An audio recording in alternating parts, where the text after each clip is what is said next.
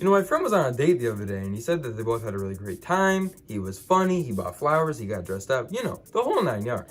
Anyway, by the end of the night, he pays the bill, he drives her home, and then they say, hey, we should do this again sometime. So they agree, they exchange numbers, and then she never calls him ever again. I mean, what's the deal with people? For real, why do we lie to each other like that? What, you didn't want to hurt my feelings? So you give me a fake number and never talk to me? That would have hurt my feelings less than if you just said, no thanks, and that was that? I mean, listen, if I messed up, just tell me. Don't get a fake identity and move to New Mexico. I just don't get it. While I'm on the topic, what's the deal with airline food? I mean, you get it, and you think you're just tiny little money, and it's just like, and that's all you get, and then that's...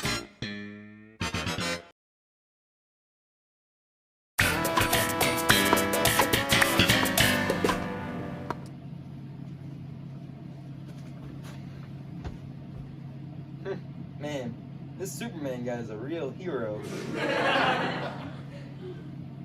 Oh, hey George. Jerry? Have a seat. So, how's life? Same old, you? Just feeling about the same. Hey, wanna go grab some lunch? Haven't eaten all day. Oh, sure. I haven't had lunch since yesterday. Anyway, let's go. My treat. Hey, you insist.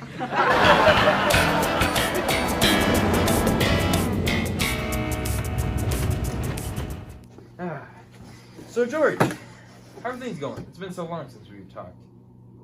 George? Buddy? Hey, Jerry. You think you could refrain from doing that? Oh, I'm sorry, George. I mean, I didn't realize that me knocking on your head was stopping your brain from trying to find an answer to such a complex, mind-boggling question. I'm sorry. My mind's been somewhere else lately. When is it not, George? What is it this time? Well, last night I went on a date. You? On a date? That's right. With who? Okay, here's the craziest part. A female. Oh. You're telling me you went on a date with a female? What can I say? I mean, look at you, Mr. Big Shot. Anyway, this date of yours, is this where the Costanza idiocy kicked in? Hear me out, Psycho. I get dressed up real nice, I drive her to the restaurant, I buy her the flowers, the good kind. Hey, you know the $44 roses at Costco? I went all in this time, Jerry. I'm making her laugh, we're having a good time, I drive her home, everything went perfect. But... There is no but this time, Jerry. None of this is my fault. Because you see, when I brought her back to her house, she's like, oh, we should do this again sometime. And I was like, yeah, sure, I had fun, let's do this again. We exchanged numbers, and yet despite this, she still hasn't called me back. The nerve of some people, right? Like, I've just been wasting my day away, waiting for her to call me back, and yet she still hasn't called me back. I swear, man. Some people. Oh, Mama, that could be her. Costanza speaking. Yes, Elaine? What is it? It's Elaine. Oh, it's Elaine. Okay, excuse me, Elaine. Yeah, well, quite frankly, I don't care what you have to tell Jerry. Yeah, Okay, yeah, well, quite frankly, no. Piss off. Hello? Oh. What did Elaine want to tell me? Probably nothing, knowing that girl. Hey, remember, we're talking about me. Hey, Seinfeld? Yeah, George, obviously. Everything in life is about you. Hey, you know, I can tell you're joking, but could you imagine how great that'd be? Hey, think about it. They show about how absolutely terrible my life is. Hey, I call it Costanza.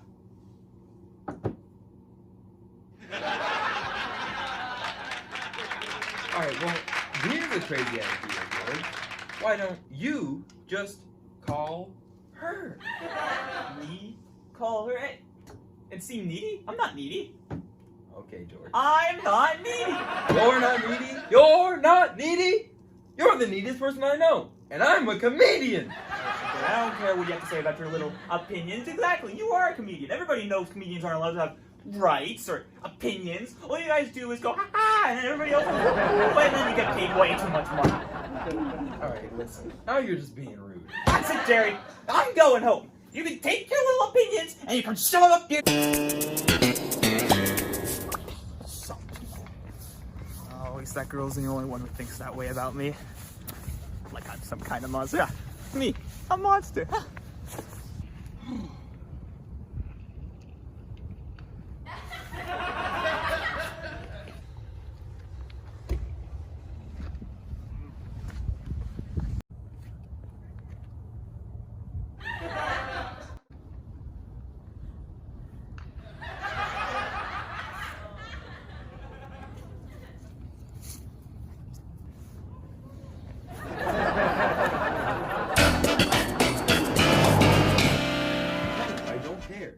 I don't care how hard this is or how long it's gonna take. I need this done now.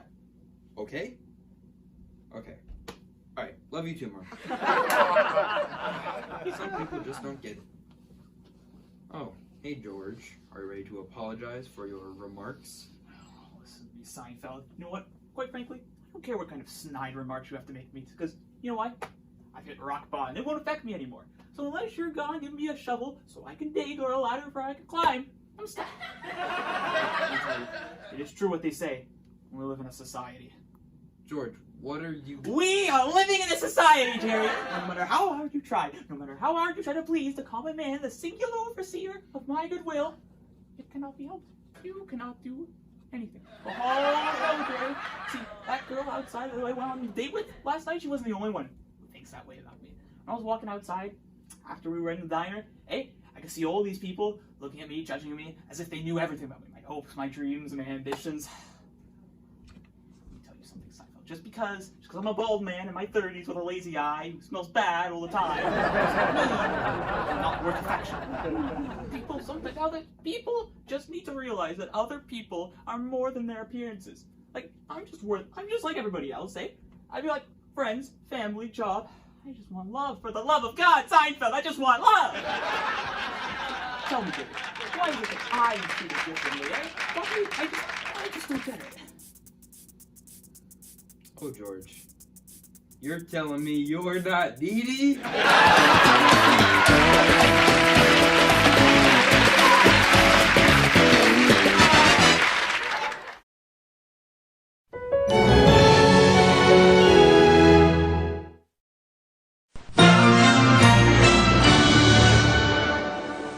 Hi, I'm Adam. And I'm Paulo. The video you just watched was a peek into modern day society. As well as the 19th century society. And 20th century society. They are the same society. Now, as you can see from the video, George lives in a society. That he does. Now, when we were writing the script, we wanted to combine the worlds of Frankenstein and Seinfeld, which was very difficult because they're very different. Ah, you don't say. You can stop, Adam. Okay. Eventually, we settled on the idea of George Costanza being an outcast in his society.